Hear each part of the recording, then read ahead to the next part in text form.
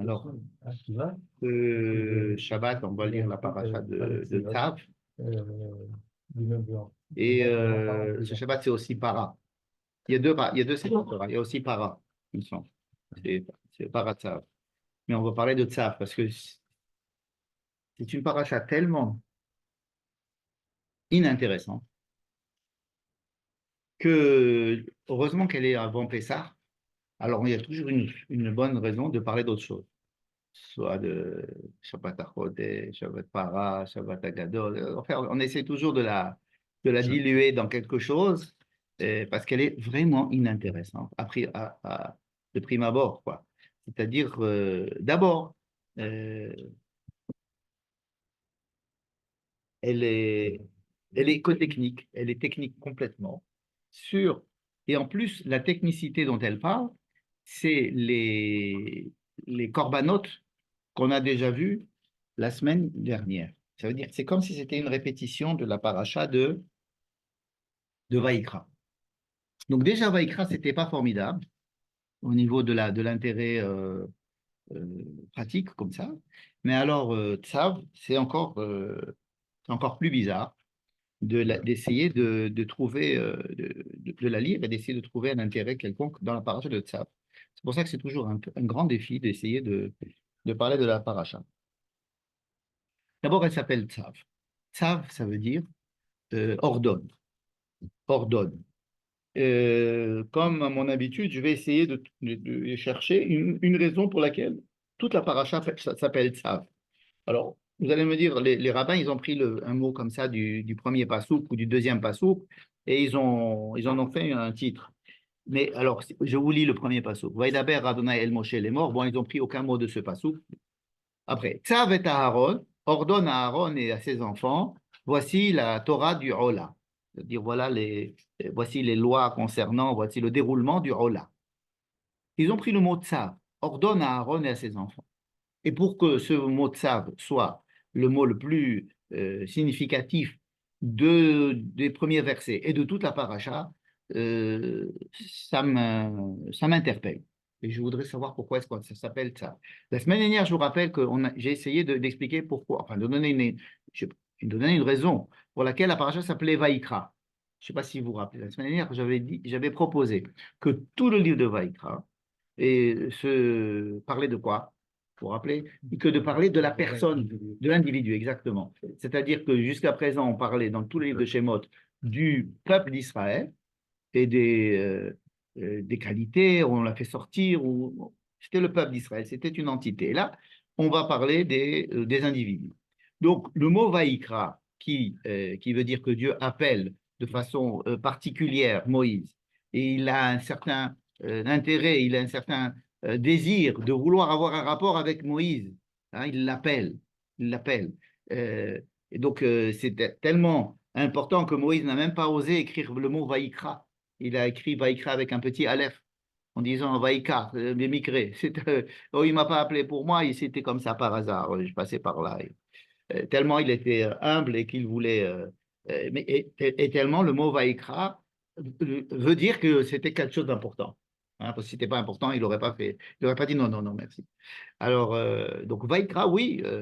Et alors, en quoi est-ce que c'était important de dire que c'était le mot Vaïkra? Parce que j'avais proposé que cette paracha-là s'intéressait aux gens qui avaient donc des problèmes, ou des problèmes personnels, des problèmes de, la- de, de leur nefesh ou de leur neshama ou de leur gouffre, comme ils avaient quelque chose en eux qui les poussait soit à essayer de réparer quelque chose qui n'allait pas en eux, soit essayer de canaliser quelque chose qui n'allait pas en eux, ou canaliser quelque chose qui allait trop bien en eux. Ça veut dire qu'ils avaient, des fois, on a envie de parler, alors, ou de communiquer. Rappelez-vous de la période du Covid où les gens, ils étaient enfermés, ils avaient besoin de communiquer, alors ils se sont enfermés, mais après, ils ont voulu de communiquer. Besoin de communiquer, des fois, de l'enthousiasme, je me rappelle, ils sortaient, les gens en France, ils applaudissaient, ou bien ils chantaient, ou je ne sais pas si vous vous rappelez des choses comme ça. C'est-à-dire qu'il y a un certain enthousiasme, un désir de communiquer qui doit aussi trouver sa manière d'être canalisé. Et donc, on a vu que c'était par exemple les Shelamim.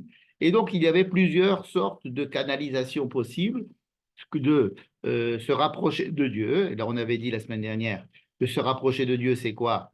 C'est essayer de se rapprocher de celui qui est censé nous avoir créés, est censé avoir un projet pour nous, est censé nous aimer, est censé être en face de nous en permanence et être intéressé par nous.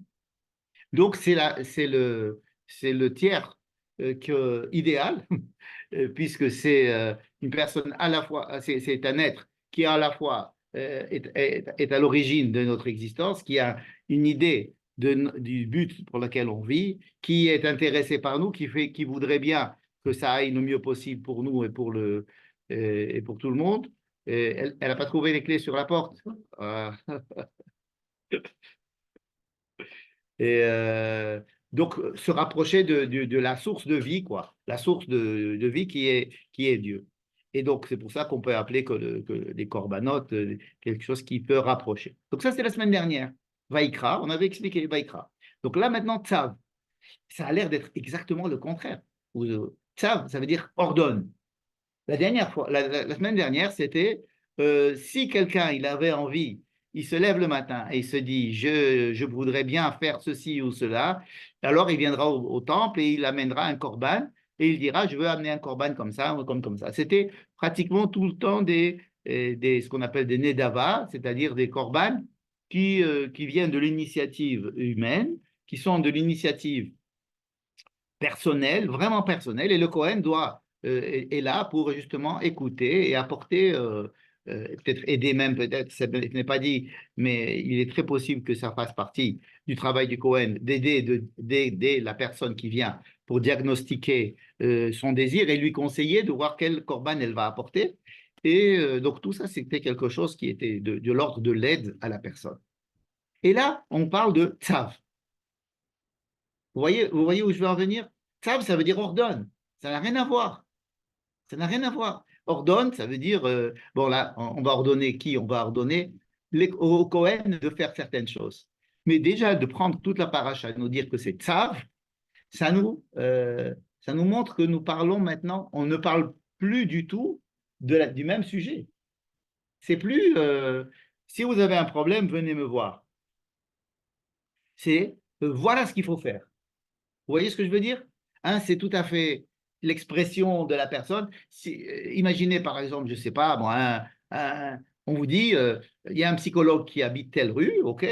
Si vous avez un problème, vous pouvez aller voir. Vous avez ici un gastro, si vous avez des problèmes, vous pouvez aller le voir. Là, vous avez un généraliste, si vous ne savez pas de quoi vous souffrez, etc. Et donc, on nous donne une proposition, on nous donne un éventail de choses qui pourraient nous aider à évoluer, à se rapprocher, à essayer de canaliser, etc. Et là, on rentre dans le domaine de la coercition. A priori, hein, ça veut dire je t'oblige. C'est le contraire. Le contraire. Et donc ça, c'est, vous voulez, le premier point que je voulais soulever. Maintenant, de quoi parle exactement? Toutes les gagotes, toutes les fautes. Alors, c'était aussi un peu coercitif. moi, je ne pense pas que c'est coercitif. Je sais que la semaine dernière, nous avons parlé de Rola, Mincha, Shelamim, Khatat et Hacham.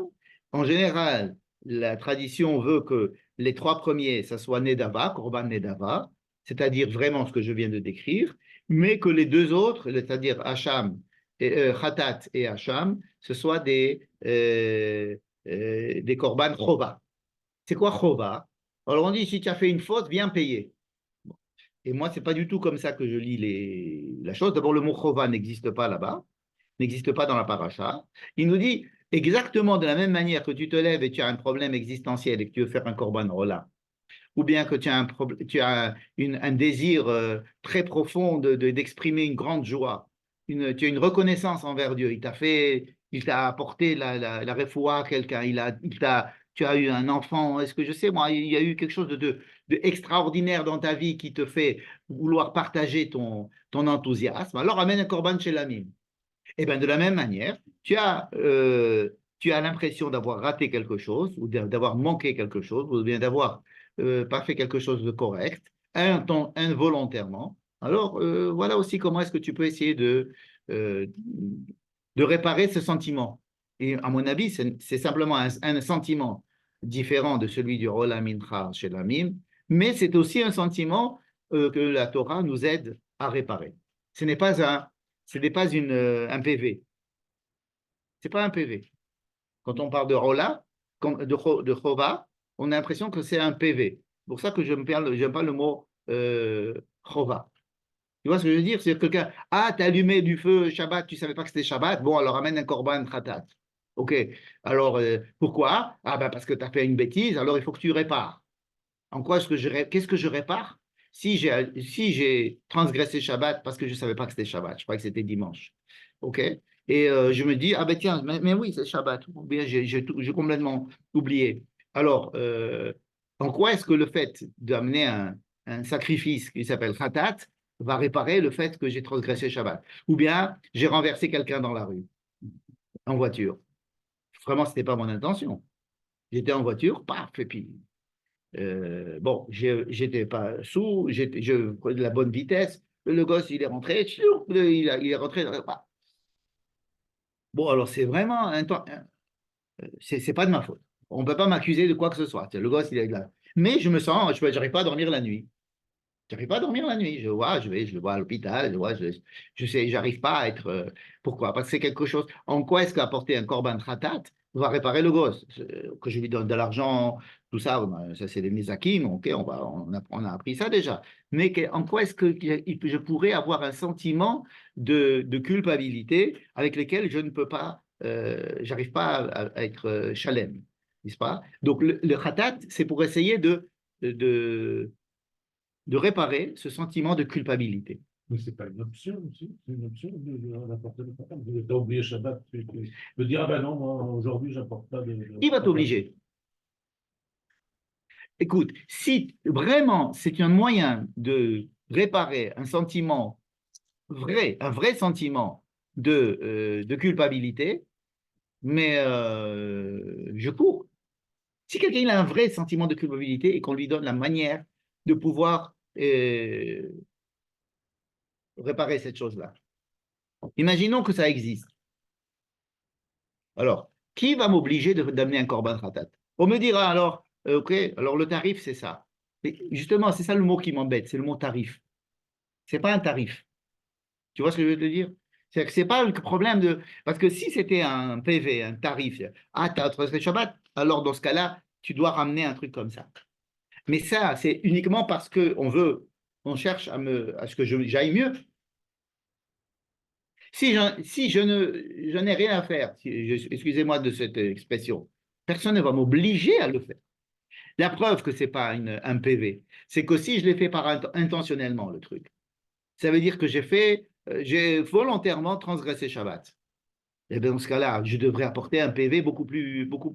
J'ai fait une plus grosse faute. Donc le PV, il doit être encore plus important. Or dans ce cas-là, je n'apporte rien du tout au Beth Amikdash. Donc, Parce que tu t'en fiches. oui, parce que les corbanotes, et même les corbanotes ratat, s'adressent à quelqu'un qui cherche à essayer d'aller mieux et qui est convaincu que c'est comme ça qu'il va aller mieux et que c'est comme ça qu'on va l'aider à aller mieux. Vous comprenez ce que je veux dire? C'est-à-dire que, évidemment, quand on est loin de tout ça et on a euh, on a des barèmes. Ah, si on a fait ça, alors il doit amener un corban comme ça. S'il a fait ça, on le fait. Alors s'il a fait ça, donc il doit payer un PV. Vous voyez? Et c'est ça que je ne dis pas que c'est faux.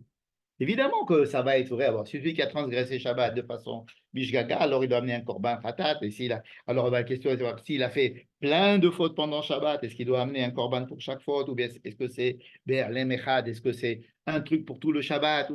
Il y a des discussions comme ça de barème.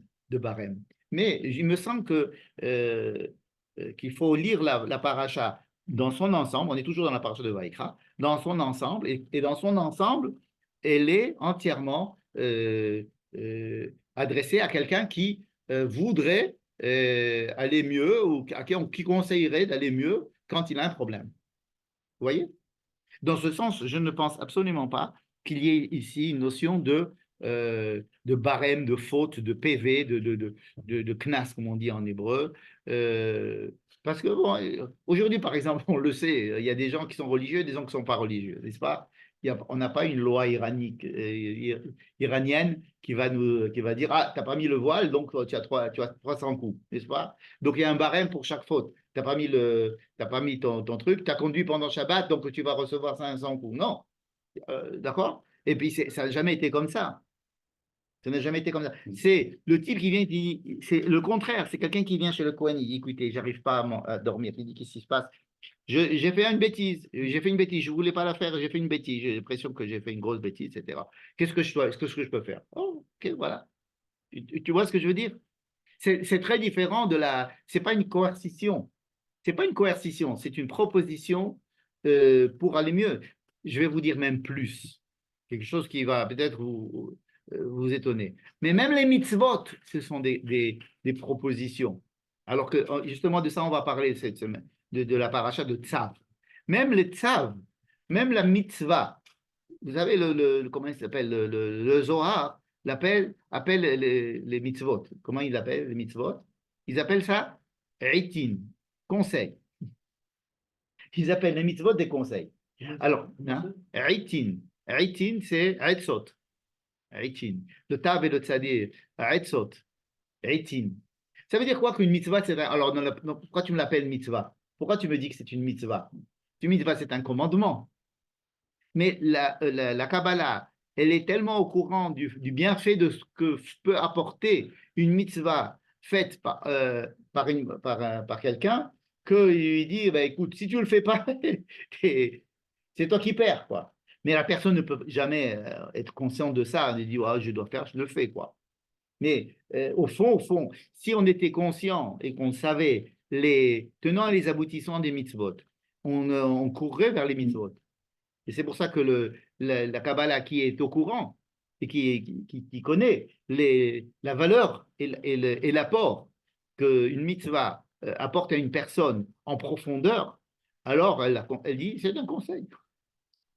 C'est-à-dire, je ne suis pas là avec un bâton et une carotte en train de te dire attention. Vous voyez ce que je veux dire? Alors, c'est vrai qu'il y a un moment que nous sommes des êtres humains et qu'on a besoin d'avoir une carotte et un bâton pour pouvoir avancer, pour essayer de faire certaines choses. Mais au fond, ce sont que des conseils. Ce sont des conseils, mais des très bons conseils. C'est comme si un médecin vous dit, voilà, je vous prescris ce médicament. Est-ce que c'est un ordre du médecin ou alors est-ce que c'est un conseil qu'il me donne? Ben, si on dit par ordre médical, je suis obligé de faire ça. Ah, ce médecin, il m'a demandé. Mais le médecin, il veut ton bien. C'est pour ça qu'il t'ordonne.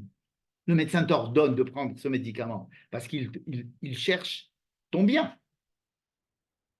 Mais tu ne le prends pas. Ben, qu'est-ce que tu veux? Tu ne prends pas. Qu'est-ce que tu veux que je te dise? Alors, tu vas aller chez le médecin, tu seras encore plus malade, il sera encore embêté, le médecin. Parce que tu vas dire, il va devoir s'occuper d'un problème encore plus grave, peut-être. OK? Alors, c'est comme ça qu'on dit que Dieu, il nous dit, bah, faites ça, sinon, après, je suis obligé de vous faire d'autres plus qui seront plus embêtantes. C'est exactement à peu près, c'est exactement ce système-là. Alors, on appelle ça chova, on appelle ça mitzvah, mais allez savoir, est-ce que c'est vraiment un problème tel que nous avons l'habitude de concevoir les ordres et les obligations telles que par exemple, je me suis garé dans un endroit où interdit, ou peut-être je reçois un PV, je dois payer encore 100 shekels, ça m'énerve, etc. Je suis obligé, sinon après ça va devenir 200 shekels, sinon après ça va... Bon, alors je m'en débarrasse. Et alors, cette imposition comme ça qui me vient d'en haut et qui m'oblige en me disant, tu as fait un truc dont tu dois payer, alors je le plaque sur ce qu'on appelle les mitzvot et les isurim mais en fait, au fond, qu'est-ce qui se passe quand Dieu il nous demande quelque chose? D'abord, El Bene Israël ve. Ça veut dire tout le monde. D'abord, El Aaron et Vanam Lemo. Ou bien d'abord, El Bene Israël ve Amarta Alehem. Vous connaissez cette phrase, n'est-ce pas? D'abord, Adonai El Moshe les morts. D'abord, El Bene Israël ve Amarta Alehem. Pourquoi tellement de périphrases comme ça? Dieu dit à Moïse, va leur parler et tu leur diras. Dis-moi, va leur dire, va leur parler, tu leur diras. Ça veut dire que va essayer de les sensibiliser au problème. Va leur parler pour les sensibiliser au problème. Et essayez de leur faire communiquer ce contenu que j'essaye de te donner, qui est bien pour eux. L'interdit de l'idolâtrie. Pourquoi est-ce qu'il y a l'interdit de l'idolâtrie? C'est pas parce qu'on dit Dieu est jaloux, alors si je vais servir un autre Dieu. Non, c'est parce que l'idolâtrie est mauvaise pour l'homme. C'est un leurre, c'est tout. C'est un leurre, c'est mauvais pour l'homme. Donc, quand Dieu nous dit, si vous allez si vous suivez mon chemin, mes conseils, mes commandements, alors vous irez bien. Comme Rambam, il nous dit, si tu suis mes préceptes, parce qu'il a beaucoup de préceptes il mélange un petit peu l'hygiène de vie, la bonne conduite, le derech eretz, etc. Il dit, si tu te comportes comme ça, tu ne seras pas malade. Ça veut dire, bon, est-ce que c'est une promesse de Dieu? Est-ce que c'est une récompense de Dieu? Non, non. C'est simplement ce sont des conseils. Vraiment, je pense que la meilleure traduction du mot mitzvah, c'est un conseil. Mais ça ne se dit pas aux gens, parce que dans ce cas-là, on va se dire, ah ben alors ça y est, bon, tout ça, je fais pas. Parce qu'on n'est pas conscient, encore une fois, des tenants et des aboutissants de ce qu'on fait et de ce qu'on ne fait pas. Voilà, c'est tout. Et il y a des gens et en principe le Créateur, ou des gens qui savent, qui ont reçu la parole du Créateur, qui nous disent, voilà, si vous voulez, en tant que Ben Adam, en tant que juif, en tant que peuple d'Israël, ça c'est ce qu'il faut faire pour pouvoir remplir votre mission en tant qu'être humain sur Terre.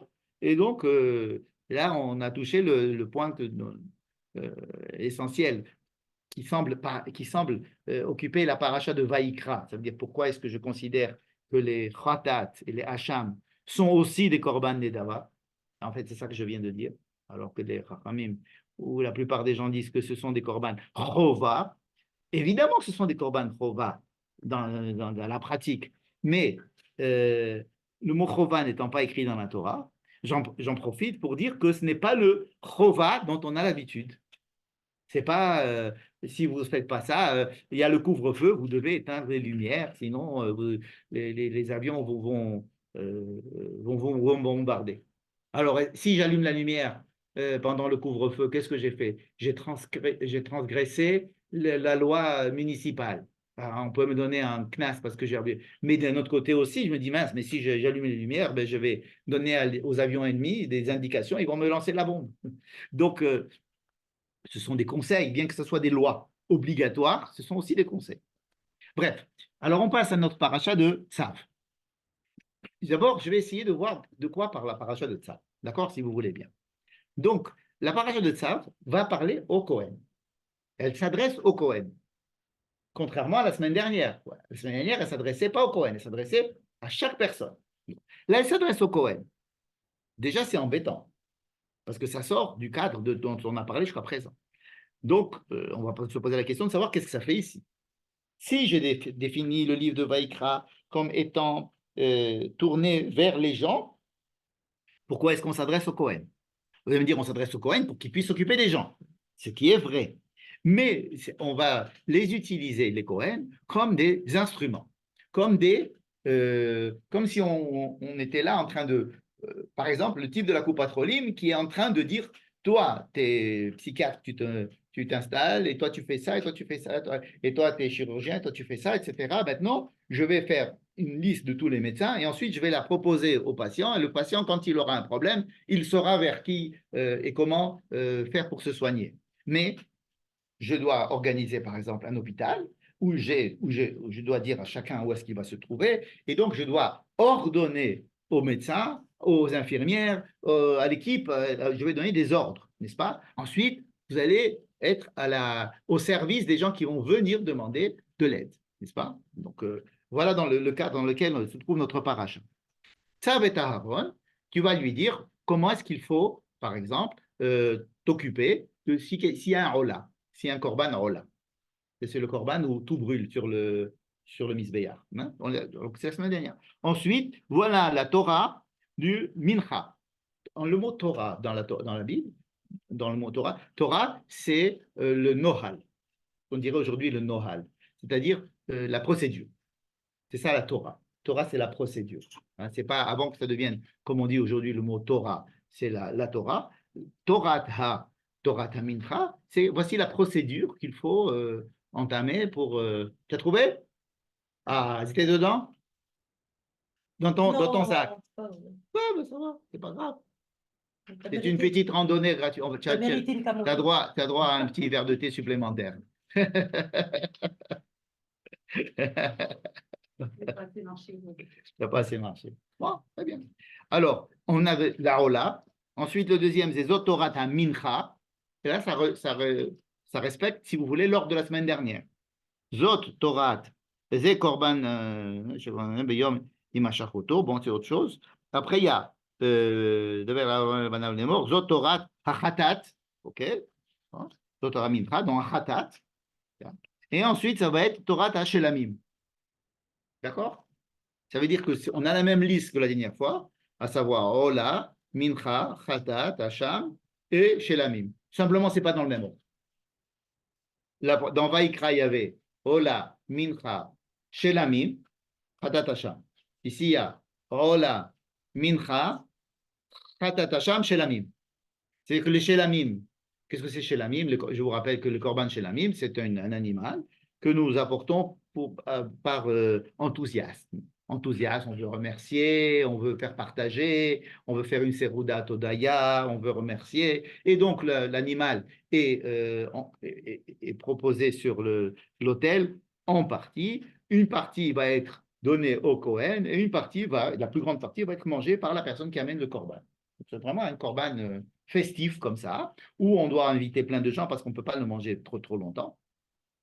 Et il faut le manger en une journée, donc on est obligé d'inviter des gens pour pouvoir le manger. On fait une grande serouda de chez Lamim, donc c'est quelque chose d'assez festif de chez Lamim. Mais et c'est moins, c'est ce qu'on appelle des kadashim, kalim. C'est pas des koché kadashim. Il y a deux sortes de korban. Il y a des kodashim, koché kodashim, des saints de saints. Hein, koché kadashim. Il y a des korbanot. Toute la première, c'est Ola, Mincha, Khatat, Hacham. Tout ça, c'est koché kadashim. Ça veut dire qu'on va savoir exactement où il faut faire, où ça se passe ça, où c'est qu'on va, on va asperger le sang, où c'est qu'on va faire la shrita, où c'est qu'on truc, etc. Et en tous les cas, les gens ne participent pas à la nourriture. C'est la korban qui va être entièrement donnée au Kodesh, sur le Mizbeach ou au Kohen. Les shlamim, c'est kadashim kalim. Donc, dans la halakha, on fait on partage entre kodesh kadashim et kadashim kalim. Ils ont une certaine sainteté, mais pas une grande sainteté comme les autres. Et c'est pour ça qu'il y a dans notre paracha une partition différente. Vous comprenez? Je vous rappelle la partition qu'il y avait dans la paracha précédente de Vaïkra. Il y avait Ola, Mincha, Shelamim, Khatat et Hacham. N'est-ce pas?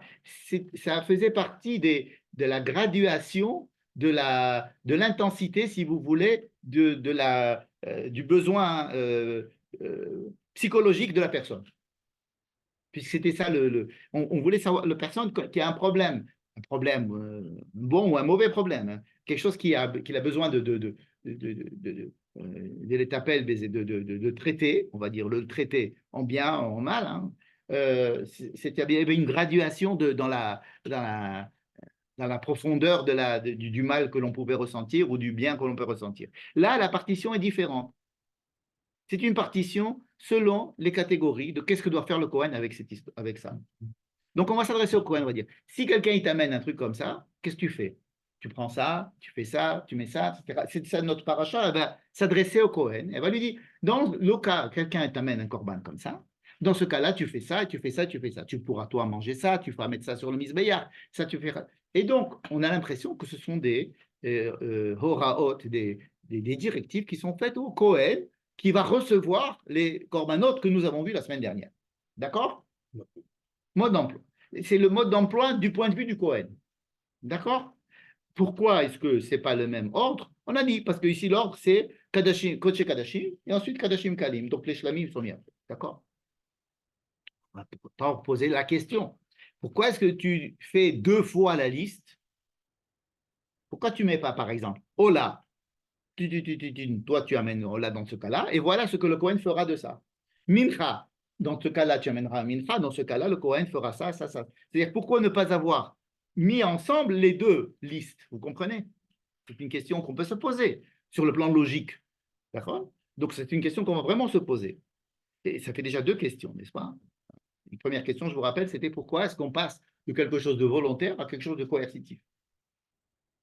Deuxième question que je pose, c'est, oh, je comprends que ce ne soit pas le même ordre, mais enfin, tu pourrais très bien pu faire rentrer chaque partie dans la partie que nous avons étudiée la semaine dernière et nous faire un tout. Le grand coteret, c'est Mincha. Alors, dans ce cas-là de Mincha, tu as Mincha Machavat, Mincha Mantechet, et dans ce cas-là, voici quels sont, dans lesquels cas une personne doit apporter ça, ou bien peut apporter ça, ou bien il est conseillé d'apporter ça, et alors dans ce cas-là, voici ce que le Kohen va en faire.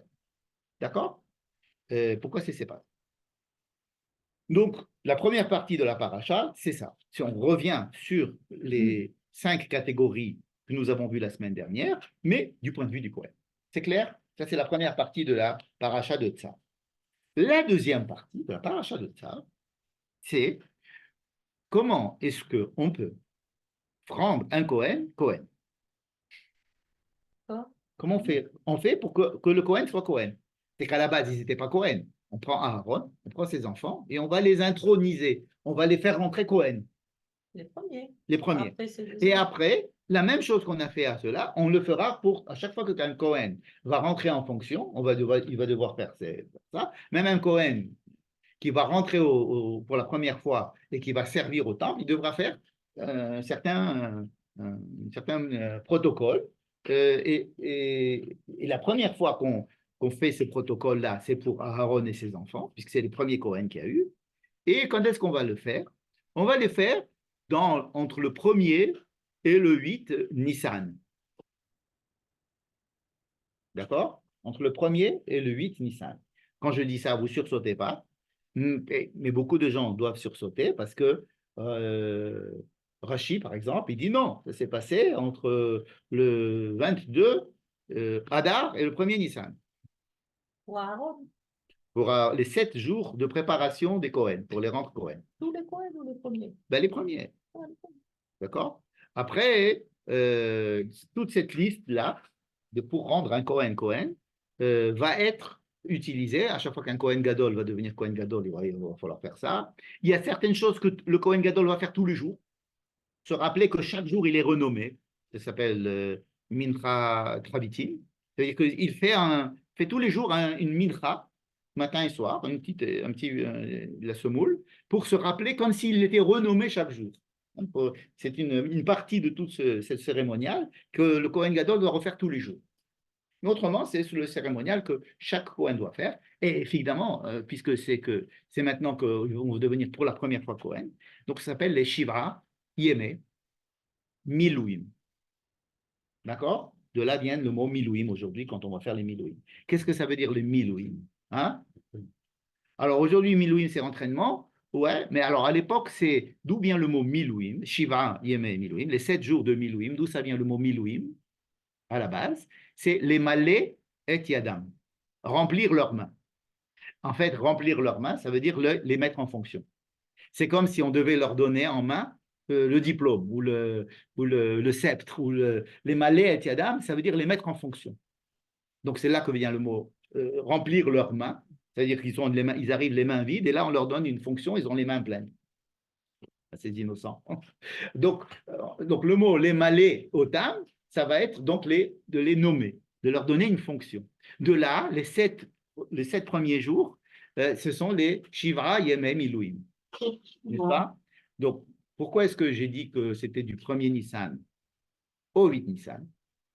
Là, je suis obligé de faire une petite parenthèse pour expliquer cette chose-là, parce que c'est une grande, c'est un grand sujet. Quand est-ce que le Mishkan a été monté, a été érigé? Érigé, ça veut dire que tout tient en place. Quand est-ce que je sais qu'ils ont construit, mais après il a fallu tout mettre en place et mettre en fonction chaque chose. Mettre la menorah et l'allumer, mettre le kior et lui mettre de l'eau, mettre le shulchan avec du pain, mettre le misbeach avec son korban. Quand est-ce que ce jour-là, le jour de c'est pas encore l'inauguration, mais si vous voulez, c'est l'installation du Mishkan, la construction, hein, le jour où on peut couper le cordon, quoi. C'est quand? Quel jour? 12. Ben, c'est écrit. On en a parlé déjà plein de fois. C'est le premier, Nissan. C'est écrit dans la fin de la paracha de Shemot, qui est écrit dans le chapitre 40, le début du chapitre 40.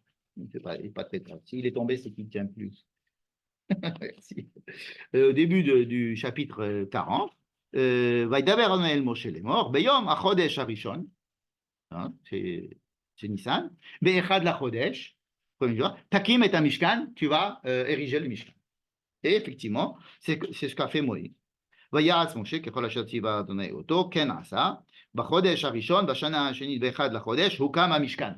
D'accord? Le premier Nissan, le Mishkan est là, il existe. D'accord? Bon. Alors maintenant, qu'est-ce qui va se passer? On nous dit que les Aaron et ses enfants doivent apporter des sacrifices et pendant 7 jours, ils doivent rester à l'intérieur du Mishkan et ils doivent être là-bas, ne pas sortir du Mishkan, et ça va les introniser. Comment on va les introniser? Avec les sacrifices qu'ils vont apporter, avec le fait qu'on va les habiller, Moïse va les habiller, avec le fait qu'on va leur mettre on va asperger d'un peu d'huile, avec un peu de sang d'ailleurs du El Amilouim, avec un peu de sang d'un korban, etc. Et surtout, ils doivent rester à l'intérieur du Mishkan. Ils ne doivent pas sortir pendant 7 jours. Le 8e jour, c'est la semaine prochaine, le 8e jour, la paracha de la semaine prochaine, c'est Shemini. C'est vraiment l'inauguration. Pourquoi? Parce que ça y est, ils sont maintenant Kohen. Donc, le premier Nissan, ça a été, c'est monté. Et le 8, les gens peuvent venir et voir que ça fonctionne. On va voir que le feu va descendre, va prendre le korban qu'ils ont apporté, et donc tout va, on va voir que ça vraiment ça marche. C'est l'inauguration. Donc, si vous voulez, cette inauguration du 8 qu'on va voir la semaine prochaine, elle vient à la fin de 7 jours de mise en fonction des Kohen. D'accord? 2 idées reçues, qui sont évidemment rapportées par les sages, sont que ce n'est pas du 1er Nissan au 8 Nissan, mais comme j'ai dit tout à l'heure, du 22 Adar au 1er Nissan. Pour vous, ça ne fait aucune différence. Vous en foutez, parce que ça s'est déjà passé, n'est-ce pas? Mais il y a je suis convaincu que ce n'est pas comme ça que ça s'est passé, et qu'au contraire, c'est du 1er Nissan au 8 Nissan. Mais alors, je m'appuie sur l'avis d'un rabbin qui s'appelle Rabbi Akiva, c'est quand même quelqu'un d'important dans la Mishnah, Rabbi Akiva, et je sais qu'il y a d'autres rabbins qui vont dire l'opposé. Qu'est-ce qui s'est passé? Il s'est passé que, probablement, le 8 Nissan de tous les années dans le temple, le 8 Nissan, les Sadducéens, au deuxième temple, les Sadducéens faisaient une fête particulière ce jour-là, en commémorant l'inauguration du Mishkan. Et chaque jour, ils venaient apporter des sacrifices en se rappelant de ce qui s'est passé entre le 1er et le 8. Or, les rabbins ont dit non, ça n'est que des corbanotes que les Kohen faisaient pour rentrer en fonction. Il n'est pas question qu'on fasse le 8 Nissan, quoi que ce soit. Il n'y a pas d'obligation, ce n'est pas une fête. Eux, ils en ont fait une fête, comme si tous les ans, on devait fêter l'inauguration qu'il y a eu dans le Mishkan, dans le désert. Et les pharisiens, ils étaient contre les Sadducéens à ce sujet. C'est très bien, c'est documenté ce que je dis. Et c'est rapporté aussi dans l'Agma. Ce qui fait que, pour contredire cette habitude qu'ont pris les Sadducéens de fêter le 8 Nissan comme étant un jour extrêmement important, ils ont dit non, c'est pas vrai, c'est pas passé le 8 Nissan, c'est passé le 1er Nissan. C'est passé le 1er Nissan. Alors dans ce cas-là, quand est-ce que ça a commencé les 7 jours de Milouim? Le 22 Adar.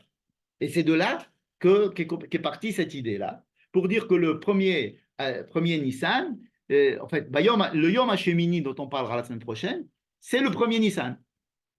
Alors que Rabbi Akiva dit non, pas du tout, c'est le 8 Nissan. C'est le 8 Nissan. Et c'est tout à fait logique. Le 1er Nissan, ça a été monté, et pendant 7 jours, on a eu, les Kohanim ont été mis en service, et le 8, on a fait l'inauguration. Hein? Mettre en place les Kohanim, Mishkan. Alors, Rashi, ils ont trouvé la réponse. Il dit chaque jour, Moïse détruisait le Mishkan et le reconstruisait tous les matins. Ben, ils n'ont pas un après pour essayer d'imposer leur point de vue. Chaque jour, Moïse détruisait le Mishkan et le reconstruisait. Alors, ce n'est pas du tout écrit dans la Torah. Hein. Mais dans ce cas-là, les Cohen devaient sortir. Et dans ce cas-là, le Cohen devait sortir. Ça ne les gêne pas. Il disait, il sortait, il détruisait, il reconstruisait, il rentrait. Et alors, chaque question a été posée, ils ont trouvé des.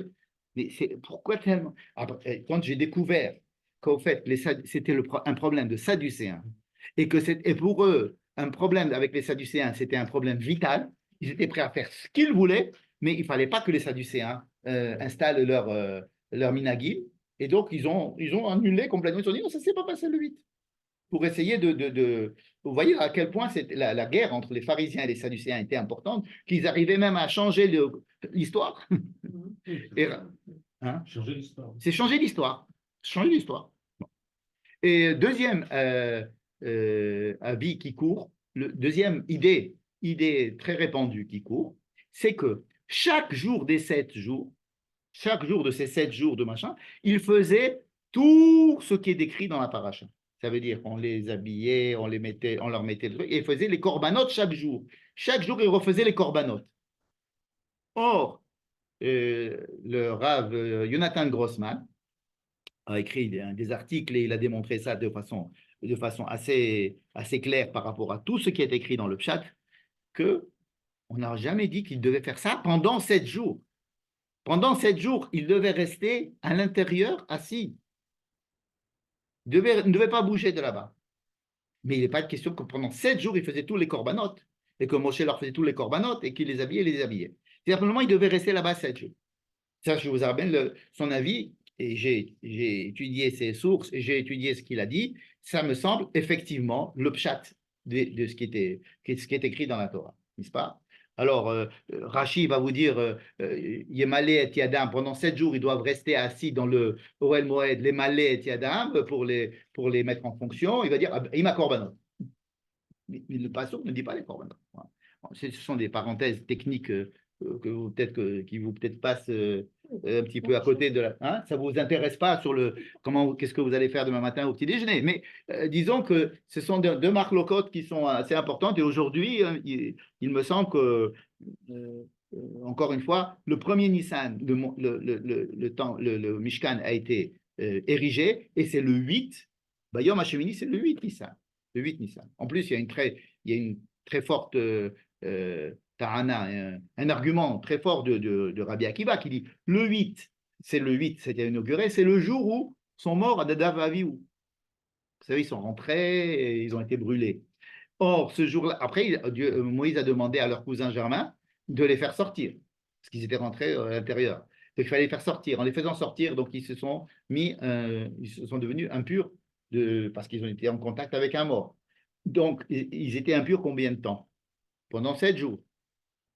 Tellement. Nadav et Avihu, ou leurs cousins germains qui sont morts. Donc, en les faisant sortir le 8, ils étaient impurs. Ils étaient impurs jusqu'au 15. Hein? Ils étaient impurs jusqu'au 15. Le 15, c'est quoi? Pessah. Et c'est eux qui sont venus dire à Moïse, eh oh, on est impurs, on ne peut pas faire Pessah. Tu nous as dit de le faire sortir. Alors, là est venu Pessah Sheni. On leur a dit, alors vous ferez ça dans un mois. D'accord? Mais ça veut dire que ce sont des choses qui s'enchaînent de façon tellement simple. Et à cause de cette histoire des Sadducéens, ça fait couler d'encre, etc. Bref, ce sont vraiment on peut considérer ça comme des questions subsidiaires. La question maintenant est de savoir ce qui est donné ici, ce qui est dit ici.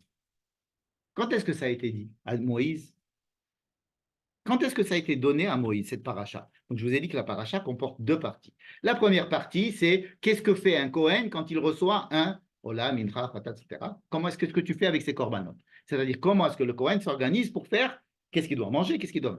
Deuxième partie, c'est comment faire que les Kohen soient Kohen, c'est-à-dire la mise en fonction des Kohen. N'est-ce pas? Shiva Yemei Milouim. Je pose une question simple. Quand est-ce que ça a été dit, cette paracha de Tzav a été dite? Une fois que le Mishnah a été a été construit. Tu as raison dans un sens, puisque le début de la paracha de Vaïkra, le début du Sefer Vaïkra, la semaine dernière, c'est Dieu appelle Moïse, il lui dit rentre dans le Mishkan, et il l'appelle et il lui dit voici les lois que je vais te donner, voici Adam qui a écrit Mikan Korban. Donc on a l'impression que tout se passe dans ce qu'on appelle Ohel Moed. Le Mishkan, il s'appelle Ohel Moed, la tente où on se rencontre pour parler. D'accord? C'est ce qu'on appelle Ohel Moed. Vaïdaber, Vaïkra El Moshe, Vaïdaber Adonai Elav, mais Ohel Moed. Or, dans notre paracha, à la fin de la première partie de la liste de toutes les korbanot, il est écrit Zot HaTorah, voici donc les lois, la rola, la mincha, la chatat, la hacham, la milouim, ul zevach hashelamim, asher tiva Adonai et Moshe, que Dieu a ordonné à Moïse, Behar Sinai. On va y répéter. Non, Behar Sinai, c'est Or Sinai. C'est pas dans l'Oel Moed. Cette paracha a été donnée au mont Sinaï. Comment ça au mont Sinaï? C'est-à-dire que le Mishkan n'est pas encore construit. Ça veut dire qu'il n'y a pas encore d'Oel Moed. Ça veut dire qu'on n'est pas du tout après la paracha de Vaïkra. Hein? Avant ou après la faute du Vaudor, on ne sait pas. Le Mishkan, la construction du Mishkan a été faite bien après. Mais quand Moïse est resté 40 jours avant le Vaudor et il est resté 40 jours après le Vaudor, Dieu a donné toutes ces lois à Moïse quand il lui a dit de construire le Mishkan, probablement dans les premiers 40 jours avant la faute du Vaudor, il lui a expliqué tout ce comment il fallait construire le Mishkan. Et alors, à ce moment-là, il y a ce qu'on appelle la paracha de Tetzavé. Je ne sais pas si vous vous rappelez la paracha de Tetzavé. C'est la paracha dans Shemot. Dans la paracha de Teruma, il lui explique comment on construit le Mishkan, la Menorah, le Haron. Et dans la paracha de Tetzavé, qu'est-ce qu'il y a écrit? Tetzavé. C'est marrant parce que c'est comme Tzav. Tetzavé. Qu'est-ce qu'il y a écrit dans la paracha de Tetzavé? Dans la deuxième partie dans la paracha de Tetzavé, il y a écrit Ve'asita misbeach miktar petoret, d'accord? Pardon, excusez-moi, c'est la page d'avant, c'est le petit papier que tu as fait, qui est parti par terre tout à l'heure. Ve'ata, hakrev elecha et Aaron achicha, tu dois mettre en fonction Aaron. Ve'et banavito mitor ben Israël et kahanoli. Quand je vous parle de livre de Shemot, tu prendras Aaron, voici comment est-ce qu'il faut l'habiller, et voici ce qu'il faut faire pendant 7 jours pour qu'il soit Kohen. En fait, toute notre deuxième partie de la paracha, c'est copier-coller de la paracha de Tetzavé. Simplement là-bas, Dieu dit à Moïse, tu feras ça, et là, ils le font. C'est un peu comme exactement, comme Vayakel Pekoudé et la réalisation de Teruma Tetzavé, ça pousse. Ça m'a tout vent. Et alors, mais qu'est-ce que ça fait ici? Ça veut dire que cette paracha de Tetzavé, de Tzav, pardon, on aurait dû la trouver dans la paracha de Pekoudé, par exemple, puisque c'est la continuité de la paracha de Tetzavé. Je vous ai dit, Teruma Tetzavé, elles ont leur pendant dans Vayakel Pekoudé. Non, il manquait quelque chose là-bas. C'était la mise en fonction d'Aaron. Eh bien, elle a été coupée de là-bas et mise ici. Ça veut dire que notre paracha de Tzav, elle n'est pas dans son endroit chronologique. Qu'est-ce que ça peut bien nous faire? C'est que elle fait partie intégrante du livre de Shemot, cette paracha. Elle fait partie intégrante du livre de Shemot. Elle a été découpée, sortie de là-bas et mise ici, pour des raisons qu'on va voir tout à l'heure qui sont assez évidentes. Mais il faut bien comprendre. Maintenant, on va comprendre que ça veut dire quoi le conflit qu'on a trouvé entre Vaïkra et Tzav. Pourquoi est-ce qu'ils n'ont pas tout mélangé? Ils ne nous ont pas dit dans Vaïkra, un monsieur qui amène un korban rola, voilà dans quel cas, et voilà ce que le Kohen fera. Parce que ça n'a pas été dit du tout en même temps. La première, c'était la paracha de Tetzavé, de Tzav, a été donnée au mont Sinaï. C'est écrit dans notre paracha. Ça a été donné au mont Sinaï. Et donc là-bas, Dieu donnait des ordres à Moïse et il disait, tu vas ordonner à Aaron.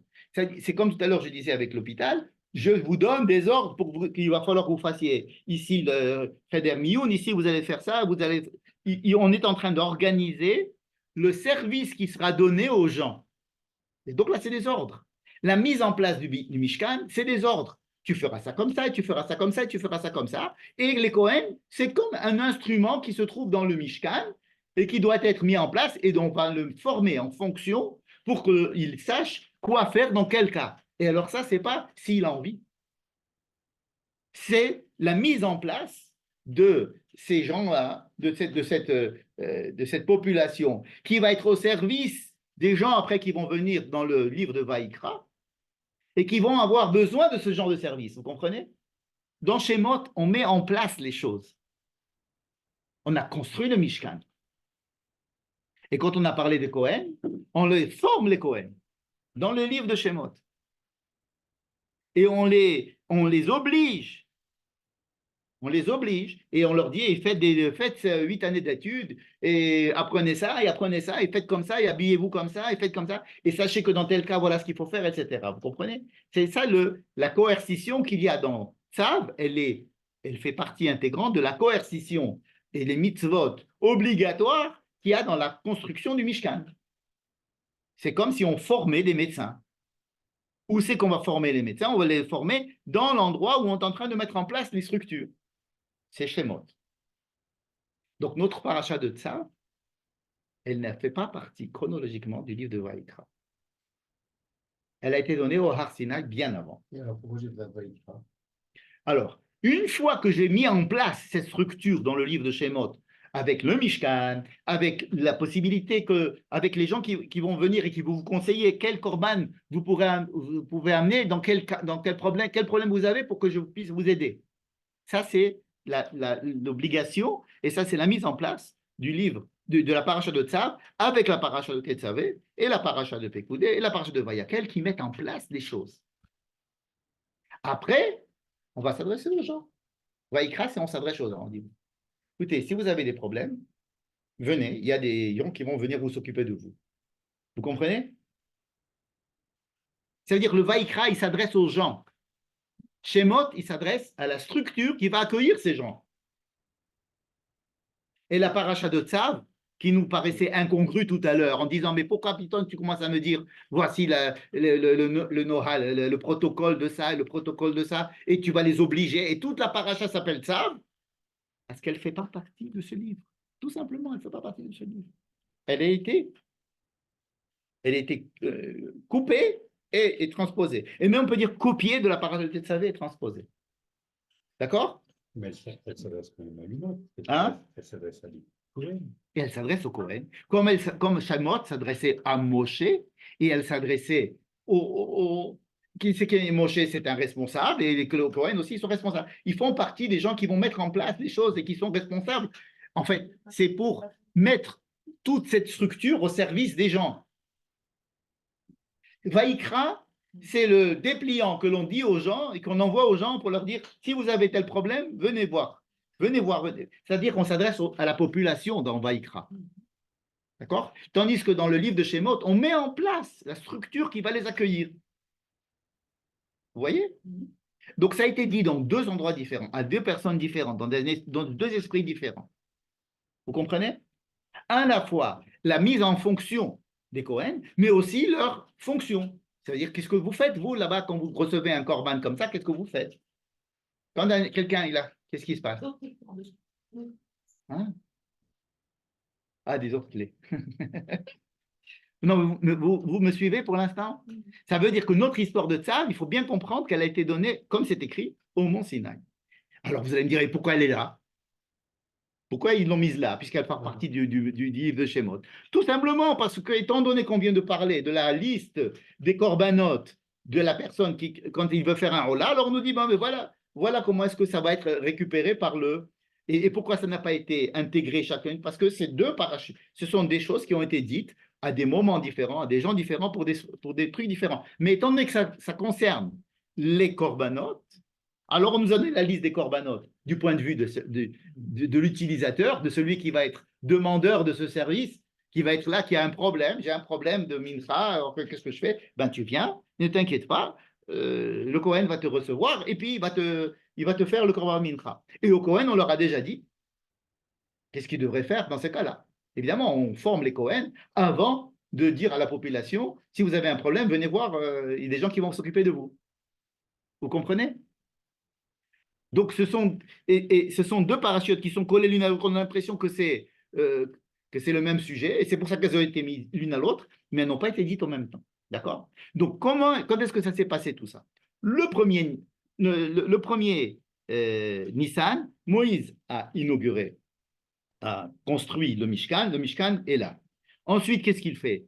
Il met en place les Shiv'a, Yemé, Milouim des Kohanim, donc il les fait rentrer, et il fait ce qu'il faut. Et le 8, à ce moment, le 8, alors ça va être inauguré, n'est-ce pas? Donc, on peut ajouter encore une idée. Une idée, c'est pourquoi il fait 7 jours? À quoi ça vous fait penser que les Kohen, pendant 7 jours, ils doivent rester à l'intérieur? Et c'est comme ça qu'ils vont remplir leur fonction. 7 ou 8? 7 jours. Et le 8e, c'est l'inauguration. Pendant 7 jours, ils sont mis à pied, mais ils sont à l'intérieur, ils ne peuvent pas bouger. Et le 8e jour, il y a l'inauguration. Non, c'est pas ça. Le 8e jour, c'est le 8. Non, le 8. Tu ne bouges pas. Il y a aussi un autre truc, c'est que quand Moïse, rappelez-vous, il était rentré au Mont Sinaï, il était resté en dehors du nuage pendant 6 jours, et on l'avait appelé le 7e jour. Vous vous rappelez? Vous vous rappelez? Comme si, pour mettre en fonction Moïse, comme pour lui dire, il faut que tu apprennes à rester dehors ou à être comme ça avant de rentrer en fonction. Ou alors une autre explication aussi jolie, c'est que étant donné que les Cohen vont devenir Cohen, avant, il faut qu'il y ait quelque chose qui va les mettre, qui va leur dire, écoutez, vous êtes plus que vous étiez avant. Ça, c'est le premier jour. Le 8e jour, ils vont commencer à être quelque chose d'autre. Et pendant tous ces 7 jours qui séparent, en fait, 6 jours, si on enlève le premier et le 8, pendant ces 6 jours où ils sont là et ils ont une période de latence dans laquelle ils doivent faire le deuil de ce qu'ils étaient avant et commencer à se préparer à ce qu'ils seront plus tard. Dans la plupart des mises en fonction, paraît-il, moi j'ai lu un article sur ça, qui ont fait des mercarim, qui ont fait des études sur ça, que dans la plupart des initiations, il y a toujours ces 3 étapes. Une étape où on perd, on abandonne son état d'avant. Ensuite, une période où on est en préparatif, comme ça, et ensuite on rentre, par exemple, les périodes de deuil, allez-nous, les périodes de mariage. Comme ça, on va les prendre pendant 7 jours. Vous devez faire le mariage pendant 7 jours. Premier jour, bon, allez, on casse le verre, j'allais dire, on casse le célibat. Ensuite, bon, on est marié, mais alors là, tout le monde fait la fête. Et alors mais on se prépare au 8e jour, qui est quand tout le monde va partir et qu'on va se retrouver l'un et l'autre sans les aïe, aïe, aïe, aïe, aïe, aïe, et on va commencer notre nouvelle vie, n'est-ce pas? Donc, il y a toujours ces trois étapes. Ben, pareil pour Moïse, qui restait 6 jours en dehors. Ensuite, il a pu rentrer, même dans le Vaïkra, parce que quand on a dit le début de Vaïkra, c'est quel jour du mois de Nissan que Dieu a appelé Moïse? C'est pas écrit. On n'a pas dit que pour rentrer dans le Mishkan, il a attendu 6 jours. Dans le Har Sinaï, il a attendu 6 jours avant que Dieu ne l'appelle pour qu'il rentre dans le nuage au sommet du mont Sinaï. Il y a écrit là-bas, il est resté 6 jours et le 7e jour, Dieu l'a appelé, il est rentré. Mais ici, il n'y a pas écrit combien de jours il est resté en dehors. Si on calque la chose et on va dire qu'il est resté aussi 6 jours, donc le 7e jour du mois de Nissan a été donné la paracha de Vaïkra. C'est en tous les cas la vie du Rav Medan. Donc le premier jour, il met en place le Mishkan. Il commence à mettre à l'intérieur les Kohen et le 7e jour, Dieu commence à lui parler, il appelle, il parle, donc Moïse rentre en fonction et il reçoit toute la paracha de Vaïkra, et ensuite, le 8e jour, tout commence à être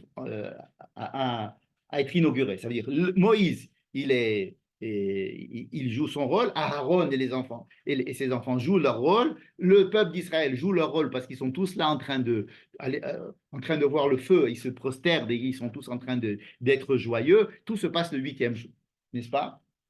D'accord? Donc il y a aussi chez nous une mise en fonction des Cohen qui ressemble un petit peu à la mise en, pas la mise en fonction de Moïse, mais peut-être un peu la mise en fonction de Moïse en tant que porteur de la parole de Dieu du Mont Sinaï et porteur de la parole de Dieu dans l'Ohel Moed. D'accord? Bien. Maintenant, je vais essayer de répondre aux questions avec tout ce qu'on a dit. Si on se rapporte à tous les phrases que nous avons mis en exergue. Pourquoi la paracha s'appelle ça? Parce que, alors qu'on était tout dans le désir, dans le besoin, hein, si vous avez besoin de quelque chose, etc. Vaïkra, c'était quelqu'un a besoin de quelque chose, de quoi tu as besoin, toi, de quoi tu as besoin. Et puis Tom Tzav, parce qu'on n'est pas en train de redonner aux gens, on est en train de redonner à ceux qui sont là pour donner du service aux gens, à qui on vient de parler. Ben, mais ces gens-là, mais il faut les former avant. Oui, oui, ça a été formé avant. Ça a été fait au Mont Sinaï. On fait au Mont Sinaï, c'est pas du tout ici maintenant que ça s'est passé.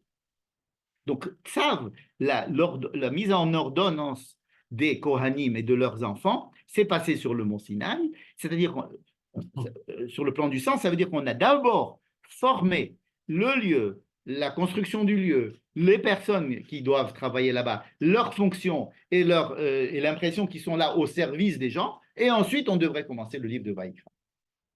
Et pourquoi ça a été mis chez nous? Tout simplement par commodité, étant donné qu'on a la liste des corbanotes, on a la liste aussi de ce que doit faire le Kohen pour qu'on sache l'un l'autre que ça correspond bien, les corbanotes que je vous ai dit et la manière dont j'ai déjà formé les Kohen et demandé aux Kohen de fonctionner, n'est-ce pas? Alors maintenant, lorsque l'on va dire ça à un enfant d'Israël, et on revient au tout début de l'étude, au début j'ai dit une mitzvah.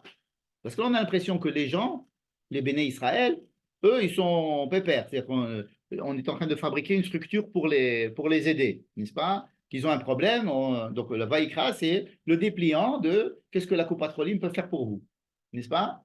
Tzav, c'est comment former les médecins et comment former le personnel soignant qui devrait être précédé. Et effectivement, il a été donné au Mont Sinaï. D'accord?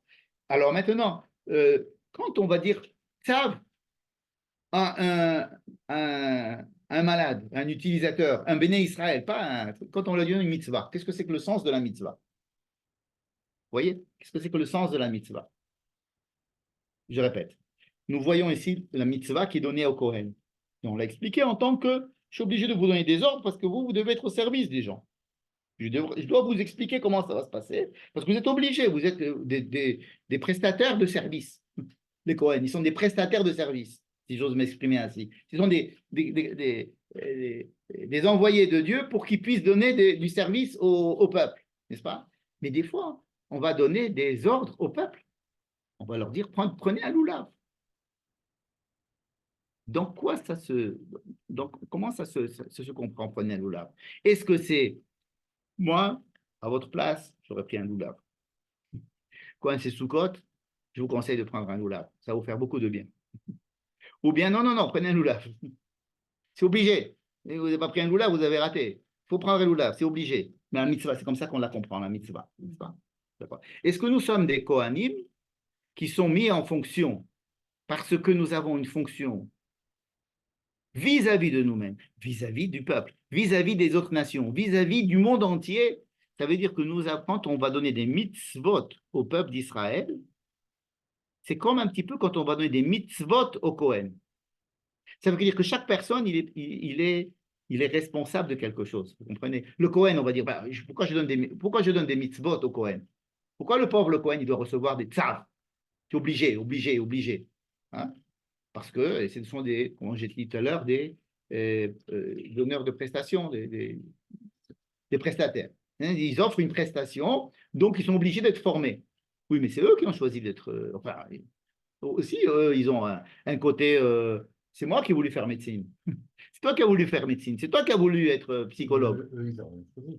Alors, le Cohen n'a pas choisi, c'est vrai. Mais c'est pour dire que chaque personne qui est à la fois un, un- il est à la fois un demandeur, il est quelqu'un de qui il faut s'occuper, quelqu'un qui a des besoins, quelqu'un qui a des problèmes, mais à la fois quelqu'un qui est en fonction pour lui-même, pour les autres, pour sa famille, pour le peuple, pour le monde.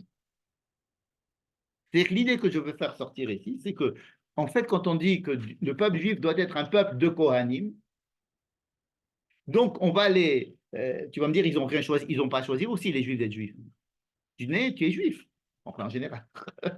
Mais en principe, on leur a imposé ça à la base. Hein. Et même être un homme, être un être humain. On n'a pas le gosse, il n'a jamais rien demandé, il naît. On lui demande on lui demande de remplir une fonction d'être humain, mais il ne l'a pas demandé. Alors on va s'adresser à ses besoins, on va s'adresser à ses problèmes, mais aussi on va s'adresser à lui en tant que prestataire de service, en tant que il a une obligation vis-à-vis de l'autre, par exemple, comme dirait Lévinas. L'autre, la présence de sa présence dans le monde l'oblige. Regardez par exemple la bar mitzvah. C'est toujours impressionnant. Moi, ça m'impressionne toujours la bar mitzvah. La bar mitzvah, on forme le gosse, on lui apprend la paracha, etc. Non, non, allez, on va te donner de l'argent, allez, tu vas voir, tu vas recevoir des cadeaux et tout. Bref, on l'amène difficilement jusqu'à la bar mitzvah. Bon, il fait la bar mitzvah et le bar mitzvah, il dit merde, je remercie mes parents de m'avoir. Il remercie rien du tout. Lui, ce qu'il veut, c'est les cadeaux. Il n'a pas encore la conscience de se dire c'est-à-dire quoi, tu es là, tu es un gosse, tu fais ce qu'on te dit. Et puis, Tom, tu commences à devenir responsable de toi. Vous voyez ce que je veux dire? Passer de l'état d'enfant à adulte, c'est le passé de moi, j'ai rien demandé, vous m'avez amené ici, ben, vous devez me donner à manger, et vous devez vous occuper de moi. C'est ça que le gosse, il a l'impression quand il est gosse, il est là, et il a besoin que les parents sont les prestataires, ce sont les parents. Mais lui, il est là, il est un demandeur.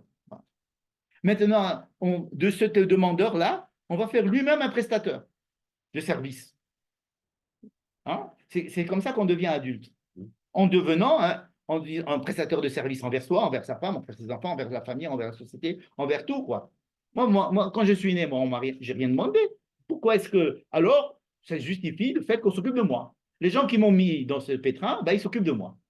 Et après, je ne sais pas à quel moment ça se passe, mais je deviens moi-même responsable et de moi et de ce que je fais, etc. Et alors, moi, je deviens redevable. Donc, OK? Vous voyez, je l'ai situé à la bar mitzvah, parce que c'est à mon avis très tôt, mais enfin, on sent le problème. Mais quand on veut se marier, ou il y a un problème, on se dit, attends, mais moi, je ne veux pas prendre la responsabilité d'amener des enfants dans ce monde, et je ne veux pas avoir de m'engager avec un conjoint, etc. Parce qu'on sent, on a envie d'être continuer à être des utilisateurs des prestations. On ne veut pas être prestateur du service. On ne veut pas être responsable. Hein? Voilà, je veux continuer à être biberonné. Je veux rester enfantin. Donc, il me semble que le passage de Vaikra à Tzav, c'est ça que ça nous apprend, c'est qu'on est à la fois Vaikra et à la fois Tzav. Même si on n'est pas Cohen, on reçoit quand même une responsabilité qui va faire que dans ma vie, on ne va pas s'occuper de moi. On va pas dire, ah ben, tu as un problème, viens lire le livre de Vaikra, tu vas voir, je vais m'occuper de toi. Ils ont mis aussi la paracha de Tzav, qui est en principe la paracha de ton livre de Shemot, mais pour nous dire que tu vois, le mot tzav, les mots mitzvot, quand je te dis de faire une mitzvah, ça t'oblige. Quand Dieu me donne une mitzvah, il y a un côté, comme dit le Zohar, c'est un conseil que je te donne. C'est un conseil. Parce que c'est moi qui t'ai fait. Écoute, mon fils, ça serait bien pour toi que tu fasses comme ça. Mais aussi, il y a un deuxième aspect dans la mitzvah, qui n'est pas simplement un petit conseil, si tu veux. C'est que, étant donné que tu vis et que tu as une responsabilité parce que tu vis et que tu prends sur toi d'être adulte et responsable vis-à-vis de toi-même, vis-à-vis des autres, alors ça n'est plus ici un conseil, ça devient un engagement et ça devient une responsabilité vis-à-vis des autres. Vous voyez ce que je veux dire? Ça veut dire que ce passage entre est-ce que la mitzvah est simplement un petit conseil courtois pour sortir. Vraiment, j'étais dehors, je sais, il fait très froid. Je te conseille vraiment de mettre un pull. Bon, le mec, il n'a pas mis son pull, il est sorti, il a eu froid. Bon, tant pis pour lui, n'est-ce pas? Mais il y a quelque chose d'autre dans la mitzvah que le conseil. Il y a, écoute, tu es là, tu n'es pas un enfant, tu es responsable de la fonction que tu vas prendre en étant adulte. Et tu vas devenir toi-même un prestataire de service. Tu vas devenir un Kohen au service d'eux. Vous comprenez ce que je veux dire? C'est-à-dire, on est tous des Adam qui a Kriv Mikem Korban, mais on est aussi un Kohen qui est au service d'eux, qui est un prestataire de service. Pitom, tu vas voir que tu es obligé de t'occuper. Qu'est-ce que tu veux partir? Toi-même, tu es obligé maintenant d'être responsable de ta vie. Et responsable des autres, responsable du monde, responsable de tes enfants, responsable de ton conjoint, responsable de plein de choses. Et ce passage-là, il se fait subrepticement entre l'enfance et l'âge adulte. Vous voyez ce que je veux dire? Ça veut dire que la mitzvah, on ne peut pas dire que ça soit que des conseils. Parce que ces mêmes conseils, ils vont devenir des obligations parce que je prends sur moi la responsabilité d'être au service de la vie dans laquelle on m'a mis. On m'a mis dans une situation, je n'ai rien demandé et je vais prendre sur moi cette responsabilité d'être quand même, alors que je n'ai rien demandé à la base. C'est quand même fou. Je n'ai rien demandé et après je suis obligé de. On a l'impression de dire, tant que je n'ai rien demandé, je ne suis pas obligé. Moi, je ne me suis pas. On demande des volontaires, je n'ai pas levé le doigt. Donc, je n'ai rien à faire, n'est-ce pas? Bon. C'est-à-dire que je peux rester en dehors du coup. Ben non, je ne peux pas rester en dehors du coup. À partir du moment où tu es né, ben al korchacha atanolad. Et donc, quand je suis né, effectivement, l'homme, il a cette conscience pendant très longtemps où on doit s'occuper de lui. Et puis après, pitom, il va se rendre compte que c'est lui qui doit s'occuper de lui, il doit s'occuper des autres. Et il va inverser les rôles, et c'est lui qui va avoir des enfants peut-être, ou il va s'occuper d'un conjoint, s'occuper d'une communauté, s'occuper du monde, et d'avoir des responsabilités vis-à-vis de la nature, etc. Il dit, mais j'ai rien fait pour être là. Vous voyez? Donc, c'est juste sa position entre Tzav et Vaikra, elle me paraît pleine de sens comme ça, en fait, c'est le paradoxe. C'est le paradoxe de la responsabilité de la personne dans le monde. Pourquoi est-ce que les Kohanim, ils ont pitom des Tzav, alors qu'on s'est occupé des gens au début? Vous êtes des Kohanim pour d'autres. Vous aussi, vous êtes des Kohanim pour d'autres choses. Pour vous-même et pour d'autres choses. Il faut vous prendre en main, n'est-ce pas? Voilà. Et quand on va dire, je voudrais que vous soyez une mamlechet Kohanim, que vous soyez tous des Kohanim. Et ça devrait enseigner, en fait, à tous les êtres humains que, vous voyez, nous, on n'a pas demandé à être juifs. Vous voyez, c'est pas simple hein, d'être juif. Hein, regardez ce qu'on nous tape dessus, etc. Mais vous aussi, en tant qu'être humain, vous n'avez pas demandé à être humain, et pourtant, vous avez quand même une responsabilité vis-à-vis du monde, vis-à-vis de l'autre. Et ne croyez pas qu'il n'y a que les juifs qui soient responsables de. Non, chaque être humain est responsable d'eux, n'est-ce pas? Cette hyper conscience qu'a le juif d'avoir été mis dans une situation où il doit prendre sur lui la fonction de eh ben c'est pour être le témoin que chaque homme, en fait, il a été mis dans une situation où il doit prendre une responsabilité sur lui, sur le monde, sur les autres, etc. C'est peut-être l'une des fonctions du peuple juif, de montrer. De la même manière que moi, vous voyez, j'ai rien demandé et on m'oblige à être ça, eh bien vous aussi. J'apprends à être obligé de ça, et vous aussi, vous devrez être obligé à apprendre de ça. Bon, et on n'a pas parlé de la paracha de Para, mais ça, c'est pas. Para Aduma. Ça peut être l'exercice de Baruch Baruch, ça, c'est les Ashkénazes. Ils disent Baruch chez Petarani, mais Ancho chez tu parles. Jusqu'à quel âge tu lui payes les études? Béni soit celui qui m'a débarrassé des problèmes de cet enfant. Alvaï qu'on s'en débarrasse à 13 ans. Voilà. Alors, bonne semaine.